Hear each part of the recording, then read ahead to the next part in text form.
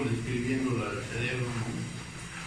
Y fueron poniéndole su nombre a algunas áreas en específico, de tal manera que así Rolando le puso nombre a una fisura que separa el lóbulo frontal del parietal, y justo atrás hay otra fisura, otra hendidura, a la cual la bautizó Silvio, y por ende se llama la fisura de Silvio.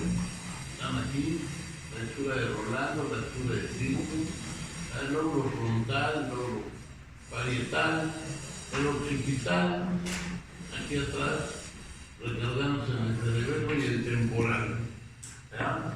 Y cada uno de ellos tiene neuronas especializadas para diferentes funciones. De hecho, por ejemplo, en el lóbulo temporal vamos a encontrar los núcleos específicos para la percepción del sabor y del olfato. En el lóbulo occipital están los núcleos de percepción de la visión. Ese hoy que traemos vías nerviosas, ahí lo vamos a describir un poco más. En el lóbulo parietal, pues también tiene diferentes funciones, igual que el frontal, y recordemos que en el frontal, dependiendo de cuál de los hemisferios se trate, pues vamos a tener diversas habilidades. De hecho, en la parte frontal se encuentra el aspecto cognitivo, ¿no? Parte del aprendizaje, parte del aprendizaje o manejo de idiomas, actividades artísticas, actividades logísticas, matemáticas y demás. Y dependiendo de cuál sea nuestro lado dominante, para los que son diestros, el lóbulo el hemisferio que trabaja principalmente es el hemisferio izquierdo, ¿no? De tal manera que todo lo que hacemos con la mano derecha y demás, y todo el pensamiento lógico y el pensamiento matemático y demás, está en el lado izquierdo. Para los que son zurdos, pues este está en el lado derecho. Y el hemisferio contrario, pues que aparentemente no se utiliza, porque se utiliza, es donde están todos los pensamientos artísticos, las habilidades, como sería la oratoria, la música, la poesía, etcétera. Pero si esto está dividido en la parte exterior, en la parte de cada uno de los hemisferios, la parte central también tiene elementos muy importantes que también tienen algunas funciones específicas y trascendentales para nuestra vida. De tal manera que el cuerpo calloso, ¿verdad?, es una zona que a la disección lo vamos a ver fibroso, ¿verdad?, un color blanquecino totalmente, por eso se llama cuerpo calloso, en forma de una hoz, así. Incluso en el centro se encuentran la unión de los ventrículos laterales, donde está produciendo el líquido cefalorraquídeo, y ese cuerpo calloso son todos los axones que vienen del lado derecho al lado izquierdo y viceversa, en donde se están intercomunicando todas las funciones del cerebro, todas las funciones neuronales. Abajo del cuerpo calloso está el tálamo. Y el tálamo también ya mencionamos que tiene multitud de funciones, y más aún todavía una pequeña sección que está por debajo, que es el hipotálamo. Y el hipotálamo conectado íntimamente con la hipófisis, ¿no?, para estar demandando las hormonas inhibidoras y las hormonas estimulantes, para que la hipófisis empiece a mandar todas sus secreciones hormonales al torrente circulatorio y así todas nuestras glándulas y un montón de funciones estén trabajando adecuadamente.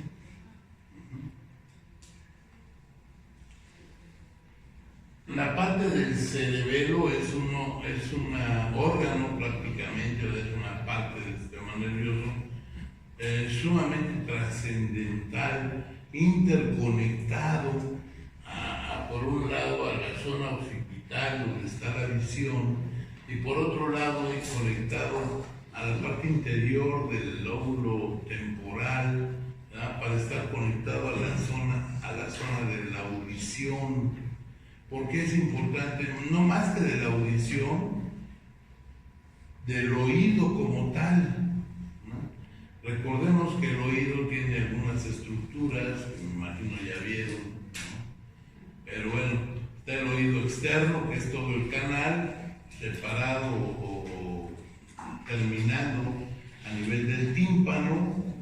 Atrás del tímpano está el oído medio, donde se encuentra la cadena de huesecillos, martillo, yunque y estribo, que al moverse con las vibraciones ambientales, ¿verdad?, que están transportando el sonido, estos huesecillos se mueven y llegan al oído interno, en donde estimulan dos estructuras muy importantes, la cóclea y el caracol.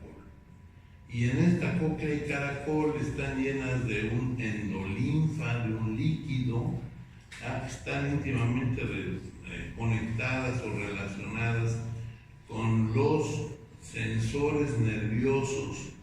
Unos de ellos para la audición, de tal manera que al vibrar esta endolinfa activa a las terminaciones nerviosas y lo transduce como impulso eléctrico que lo interpreta el lóbulo temporal como sonido. La transducción es el convertir un tipo de energía en otro que es generalmente energía eléctrica.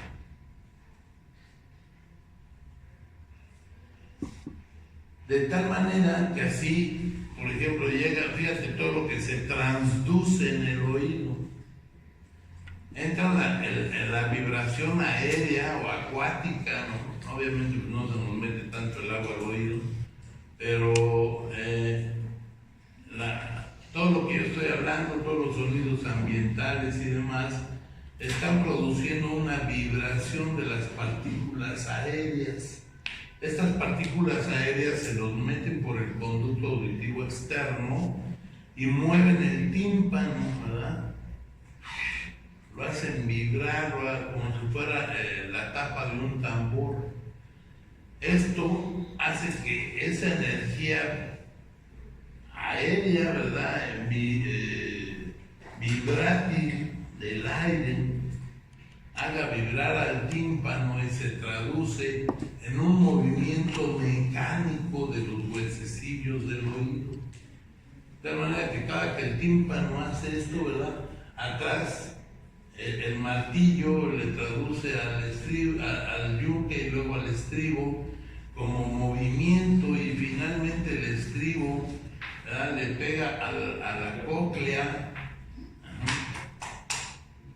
y esto hace, otra vez es un estímulo mecánico, hace que la endolinfa se menee en cada vibración, en cada toque que le da el estribo, y esto se transduce, este movimiento vibrátil acuático, se transduce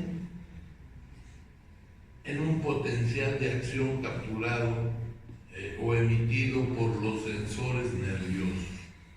Y esa potencial de acción, ¿verdad?, ese choque eléctrico, va a irse como dentro de las fibras sensitivas, ¿verdad? Se va a ir a los centros nerviosos para que todo se interprete como sonido. En la visión pasa lo mismo, ¿no? Percibimos solamente luz. Todo lo que vemos, ¿no? Nuestro ojo solamente lo ve como si fuera el lente de una cámara. Percibe luz, colores, sombras y demás, pero no lo interpreta. Llegan a la retina, son captados unas ondas lumínicas, son transducidas a corriente eléctrica en los conos y los bastones de la retina y de la fóvea. Entonces ahí se captura esta luz, se transduce en energía eléctrica, se va por los nervios ópticos, atraviesa prácticamente todo el cerebro hasta llegar a la zona occipital, y en esa zona se interpreta esa luz, esa imagen que capturó el ojo, y le damos forma. Es más, el ojo lo invierte como los lentes de la cámara, ¿no? Vemos la imagen y a veces eso nos da la impresión de que a lo mejor vivimos en un mundo al revés, ¿no? Vemos la imagen y la manda de cabeza hasta el occipital, y en el occipital la endereza, le da forma y le da una imagen tridimensional. Pero esta imagen tridimensional se logra con la comunicación entre el hemisferio derecho y el izquierdo, en donde se están plasmando las imágenes percibidas. Y al fusionarse estas imágenes, derecha e izquierda, es que vemos la tercera dimensión. Ahora, esto a nivel del desarrollo fisiológico del ser humano se logra hasta el tercer mes de vida, después del tercer mes de vida. Ahora, previamente a esto, ya creo que ya les había comentado, ¿no? Lo primero que ven los niños es luz y sombra al nacer. Luego, más adelante, al mes, empiezan a ver en blanco y negro y a ver algunos rasgos faciales y cosas así. En el segundo mes ven en tono de grises, como las películas antiguas, ¿no? De blanco y negro. Y es hasta el tercer mes a donde los bastones se maduran, ven los colores, en este caso los colores primarios básicos, y logran ver la tercera dimensión. Así que es el momento de que ven la profundidad y ya pueden intentar agarrar cosas a distancia. Previamente no lo pueden hacer porque no miden o no saben que algo está distante. Entonces, así es como funciona en esa etapa ya del tercer mes, que se evoluciona en óvulos temporales y pueden fusionar las imágenes que se proyectan en ambos lóbulos para ver la tercera dimensión. Bien, pero volviendo al cerebelo, esta visión está conectada al cerebelo y paralelamente las vías nerviosas que vienen del oído interno también están interconectadas con el cerebelo para darnos algo que se llama nuestra situación estereoscópica y estereognática. ¿Qué significa eso? Bueno, pues justamente es nuestra visión, nuestra ubicación en el espacio. Gracias al cerebelo es que al juntar la visión y el oído, además de estar conectado con los nervios espinales y demás, nos da nuestra posición espacial.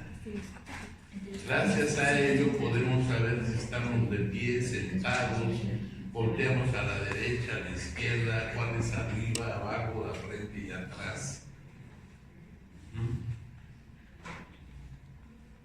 De tal suerte que si tenemos una lesión auditiva, ¿verdad?, una infección, un traumatismo, ¿verdad?, una inflamación, algún detalle auditivo, una de las primeras manifestaciones que puede darse de manera sistémica es vértigo, mareo. Te duele el oído y todo te da vueltas, ¿no? Lo mismo sucede si de repente por alguna causa o una cirugía, un traumatismo o alguna otra cosa, o si nos tapan un ojo, vamos a tener problemas para el equilibrio, porque entonces está fallando uno de los órganos que le informan al cerebelo cuál es nuestra posición espacial. Junto a esto, pues ya también lo habíamos mencionado, estamos lo que se llama el tallo cerebral, que está compuesto por el bulbo cefalorraquídeo y la protuberancia anular, que son el inicio o la base de la continuación con la médula espinal. El bulbo cefalorraquídeo, aunque es una estructura muy pequeña, está llena de sensores nerviosos y de centros de control y coordinación de muchas funciones.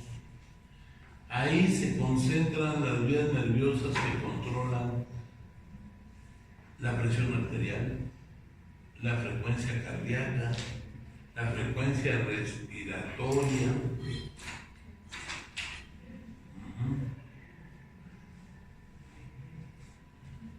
Hay una zona pequeñita de unas cuantas neuronas que se llama la zona reticular, y esta zona reticular se interconecta con un núcleo que está por dentro y abajo en el lóbulo temporal y muy cercano a la parte media, ¿no?, a la parte del hipotálamo.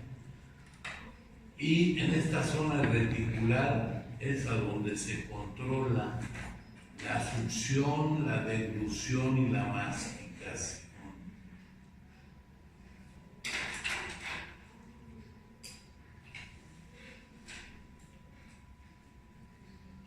Y estos tres elementos, estas tres funciones comunes, simples, ¿verdad?, y de nuestra vida cotidiana, que prácticamente nacemos con este reflejo de succión y deglución, ¿verdad?, están aprendidas primero y se quedan esa impronta, esa imagen, se queda en el hipotálamo, y el hipotálamo le manda las señales a la amígdala, que es el centro de distribución cerebral, y de la amígdala se va al bulbo a la zona reticular, de tal manera que este reflejo lo hacemos de manera automática.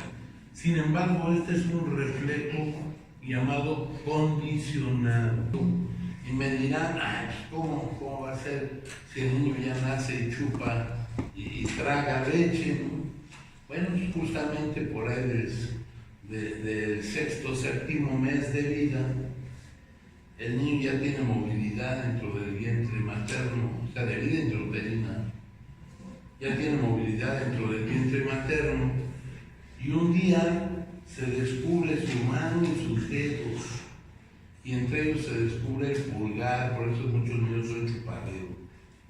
Y al descubrirse el pulgar, ¿verdad?, se lo mete a la boca, y esto estimula todas las células nerviosas de paladar, mejillas y lengua, lo estimula y empieza a jalar, empieza a chupar. Ahí es a donde aprende a succionar, a chupar, y al chupar dentro del vientre materno, ¿verdad?, en el líquido amniótico, se le mete el líquido amniótico a la boca, y pues empieza a ver qué hago con él, ¿verdad? Afortunadamente no se ahoga porque aún no respira, ¿no? Pero al tenerlo ahí empieza a desarrollar el reflejo de deglución y empieza a aprender a tragar. De tal manera que del séptimo mes para adelante el niño se está succionando, entrenándose para la succión, entrenándose en la deglución, y ese líquido amniótico se va a ir al tubo digestivo y va a dar origen a las primeras evacuaciones. Por eso es que los niños cuando nacen tienen una cajita negra o verde oscuro llamada meconio, y ese meconio no es más que el líquido amniótico digerido con una gran cantidad de proteínas que digirió durante su estancia en los 2 últimos meses de vida, y pues la saca, y si el niño presenta estas evacuaciones, quiere decir que su tubo digestivo está íntegro, no está permeable de la boca al ano. Bien. Entonces el niño cuando nace ya tiene ese reflejo condicionado, ya lo tiene desarrollado, y es capaz de que naciendo puede pegarse al pecho y empieza a mamar y a tragar leche. O sea, nadie tiene que enseñarle, ¿no? Y todo eso lo hacemos sin darnos cuenta. ¿Por qué? Porque es un reflejo condicionado automático, donde ya lo hacemos prácticamente sin pensar, ni se están meditando, este pedazo de costilla le tengo que dar 32 masticadas, no, ya lo hacemos en automático. Entonces el bulbo cefalorraquídeo, vean todos los centros nerviosos que contiene y que controla. De igual manera, pues está conectado estos centros del bulbo cefalorraquídeo están conectados a unos sensores que están en la carótida, donde la carótida primitiva se divide en interna y externa.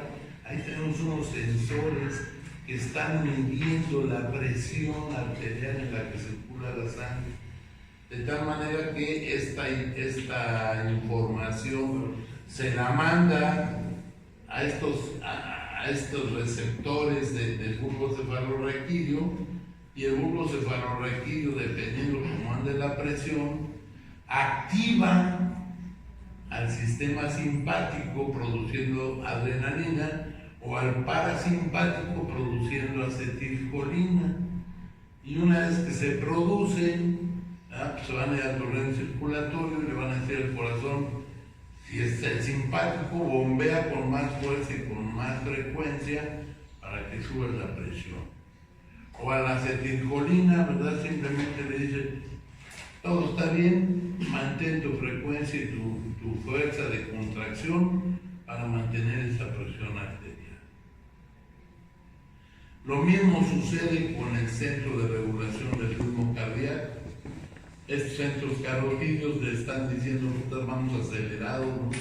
O necesitamos más aporte de oxígeno, porque resulta que vienes corriendo porque se te hace tarde para la clase, ¿no? Entonces tus músculos, todos requieren mayor cantidad de oxígeno. Entonces llega el sensor a las carótidas, le manda ya al bulbo cefalorraquídeo, necesitamos más oxígeno, manda adrenalina para que tu corazón empiece a bombear más rápido, y avisa al centro respiratorio para que aumente la frecuencia de la respiración. ¿Estamos? Entonces, un organito tan pequeñito, ¿verdad? Todas las grandes funciones que tiene.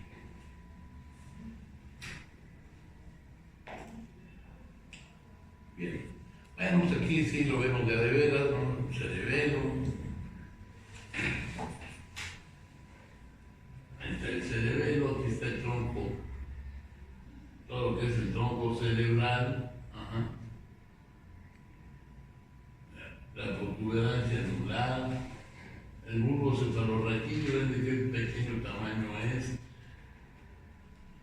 la zona del cuerpo calloso, y bueno, conectado todos los interhemisferios y todos los lóbulos entre sí.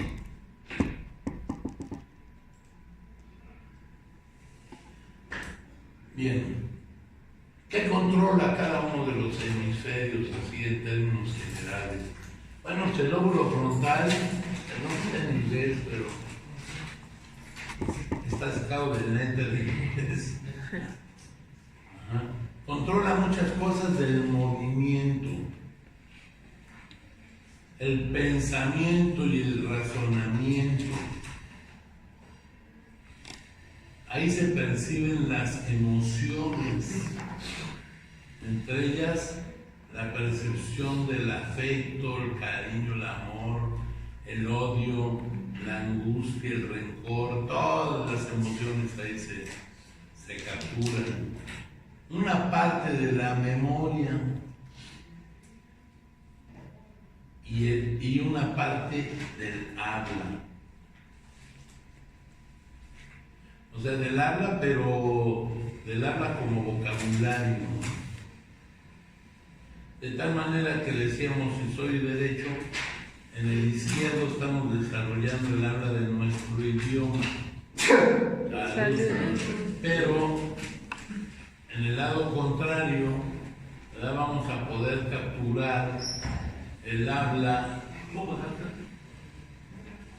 Acuérdate, no pidan permiso para no interrumpir.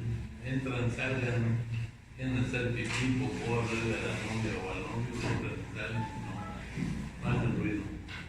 Entonces, si queremos aprender otro idioma, ese otro idioma lo vamos a aprender con el lóbulo frontal de nuestro lado no dominante. ¿Estamos? La parte del pensamiento y el razonamiento lógico lo tenemos en el hemisferio o en el lóbulo frontal dominante. Y todo desde que nos aprendemos las canciones, nos aprendemos los poemas, desarrollamos alguna actividad artística, aprendemos a tocar guitarra, piano, etcétera. Todo eso lo vamos a activar en el lóbulo frontal no dominante. Si somos derechos, será en el lado derecho, porque el dominante es izquierdo. ¿Vamos? Bien. El lóbulo parietal también tiene una interconexión para interconectar el conocimiento y todas las ideas.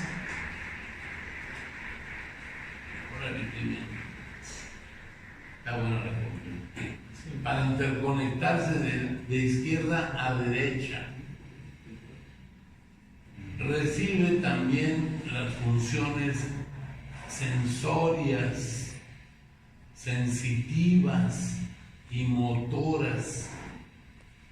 Ahí se encuentran, cerca de la cisura de Silvio y de Rolando, se encuentran distribuidas las neuronas sensitivas y motoras de todo nuestro cuerpo músculo esquelético y algunas otras áreas. Más adelante vamos a ver algo que se llama el homúnculo de Brodmann, en donde se ejemplifica cómo están distribuidas las neuronas en esta área para percibir las sensaciones, la parte sensitiva de todo nuestro cuerpo, y de ahí mismo saldrán las órdenes para ejecutar una acción. ¿Ok? En la zona occipital, fundamentalmente es el punto de la visión y la percepción de luz y de colores.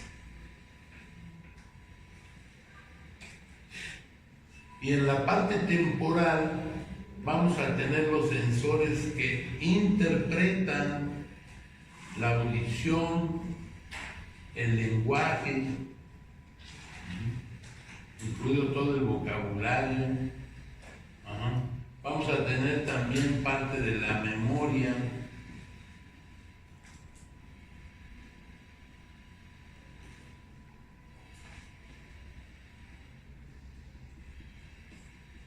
Ya mencionamos el tallo cerebral, principalmente el bulbo cefalorraquídeo, a donde está el control de la presión arterial, de la frecuencia cardíaca, de la frecuencia respiratoria. En el cerebelo coordinación y los movimientos musculares finos. ¿A qué se refiere esto de los movimientos musculares finos? Bueno, pues gracias al cerebelo nosotros podemos hacer movimientos muy simples de aprehensión, ¿verdad? De agarrar cosas. Para el cirujano pues requiere mucho de esta función para hacer cortes precisos, ¿verdad? Para el dentista pues para poder trabajar adecuadamente, para el arquitecto o el ingeniero para hacer líneas perfectas, totalmente verticales. O sea, todo ese tipo de movimientos finos están controlados por el cerebro.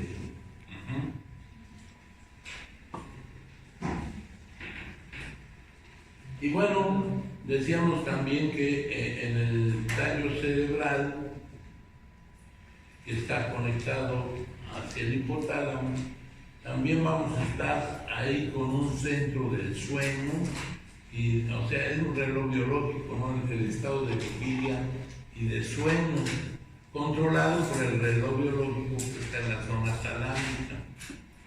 Entonces este nos marca a qué horas debemos de dormir, a qué horas debemos de despertar, a qué horas nos va a dar hambre, y el control de la temperatura corporal.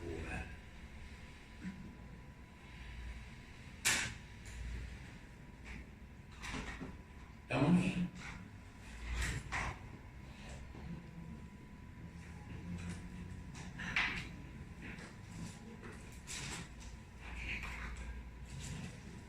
Bueno, pues aquí lo vemos ya más en colores, ¿no? La parte frontal es donde hacemos planes, emociones, juicios mentales, etc. Si alguna vez vieron una película de Jack Nicholson, creo que se llama Atrapados sin salida. Un cuate que es un delincuente, ¿verdad? Pero se hace pasar por locos, lo encierran en un manicomio, se pone, ahí está muy feliz porque le dan de comer, le dan ahora como los presos, ¿no? Le dan casa, comida y sustento sin tener que hacer nada y no lo castigan. Pero empieza a ponerse agresivo, empieza a ponerse a querer levantar en armas a los demás locos esquizofrénicos, y finalmente para controlarlo le hacen algo que se llama una lobotomía. La lobotomía significa que le van a hacer un corte del lóbulo, de un lóbulo cerebral, en este caso del frontal, porque es a donde se encuentran muchas de las funciones del pensamiento. Y aunque es película, está basada en la vida real. Ahora ya las lobotomías y todo se hacen de manera química, con medicamentos, pero hasta hace un tiempo, todavía en los años 80, 70, se hacían operaciones que además eran bien sencillas para todos los locos furiosos, ¿no? Los que ya eran incontrolables aún con medicamentos y demás. Si ustedes recuerdan, en la parte anatómica tenemos unos agujeros en la parte ósea, atrás en la zona de la órbita, atrás del ojo aquí tenemos un par de agujeros. Bueno, por ahí se les metían unas agujas como de tejer, clavadas en cruz, a la derecha, el lado izquierdo, y la izquierda, el lado derecho. Y lo único que hacía el cirujano era hacerle las agujas así, ¡fac, fac! Y con esto seccionaban el lóbulo frontal, y a estos locos furiosos los dejaban puta mansitos, como corderitos, porque rompían las conexiones y prácticamente, aunque el lóbulo frontal siguiera vivo, no se le cruzaba, no le quitaban la circulación ni nada, pero ya no había interconexión de emociones al resto del cerebro, y pues ya con él se controlaba. Tanto hacían eso como los llamados electrochoques, donde todavía ahora ya no se usan, pero los conectaban con una bola de cables como de electroencefalograma, ahí les pasaban corriente a altos voltajes, ¿no? Para que el cerebro hiciera cortocircuitos y los apaciguara. Y medio funcionaban, pero pobres padres, algo muy como de la Inquisición. Todo eso ya no se usa, ¿no? Pero es parte de la historia y la evolución de la medicina todavía del siglo pasado. Ahora pues los centros psiquiátricos ya son más modernos. Bueno, el de aquí de Jalapa no está tan moderno. Los padres los tienen bien jodidos ahí en el cerro del Macuiltepec. ¿Alguna nunca han ido? A ver si cuando lleven psiquiatría los llevan para allá. Pero sí están pobres, están volados. En México existió y era el paradigma de los hospitales psiquiátricos para toda Latinoamérica. De ahí se tomaron el programa y el ejemplo de los hospitales psiquiátricos. Era un hospital que estaba en donde ahora está la parte arriba de Chapultepec, y a un lado de lo que ahora es el viaducto Miguel Alemán, como si fuera a la tercera extensión de Chapultepec, estaba el Hospital de la Castañeda. Yo tuve oportunidad todavía de muchachos y de estudiantes como ustedes en las últimas etapas de visitarlo, y era impresionante. Primero una casa de esas porfirianas inmensas, primorosa, muchos jardines, amplios estacionamientos y demás, pero ya por dentro había la zona de los enfermos normales, ¿verdad? Que estaban no normales, tranquilos, ¿verdad? Donde los ponían a jugar, los ponían a entretenerse, así. Pero había unos cuartos donde estaban los esquizofrénicos y los que estaban con fenómenos de manía, ¿no? Ahora le llaman bipolares, pero antes se llamaba un maníaco depresivo. Bueno, pues cuando estaban en manía los metían en esos cuartos y estaban enjaulados y todos acolchonados, pero daban para entrar aire y luz y todo, tenían una reja que daba hacia los jardines. Y a la hora de pasar por ahí, como de película de terror, ¿no? Finalmente se desapareció cuando apareció el Fray Bernardino Álvarez, que está en la zona de Tlalpan. Y bueno, pues ese año me tocó cuando estaba recién, bastante nuevo, ya me tocó rotar por ahí, llevando psiquiatría. Entonces, como vemos, el cerebro está dividido por funciones.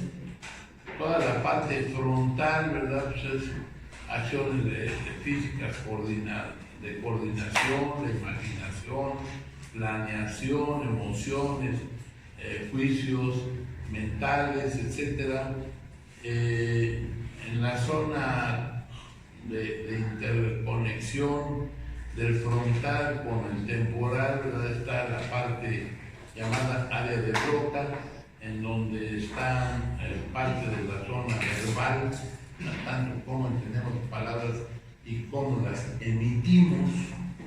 En la zona temporal, pues fundamentalmente está la parte de la audición, pero por la parte interna, ¿verdad? Y más alta, más o menos por dentro y por acá arriba, vamos a tener la zona de la amígdala, que es donde estamos controlando la succión, la deglución, la masticación, y se perciben algunos sabores. Además de eso, se percibe la audición. La zona roja y azul, pues son las zonas sensitivas y motoras predominantes del sistema de todo nuestro organismo, no solamente el sistema locomotor, sino de todo el organismo. Ahí se encuentran, en esa área que es donde se encuentra el dichoso músculo de Brodmann. Más atrás hay zonas de asociación, a donde vamos a procesar mucha de la información capturada por las vías nerviosas y por los órganos de los sentidos. Y bueno, pues en la parte más posterior, en la zona occipital, prácticamente está destinada a la visión.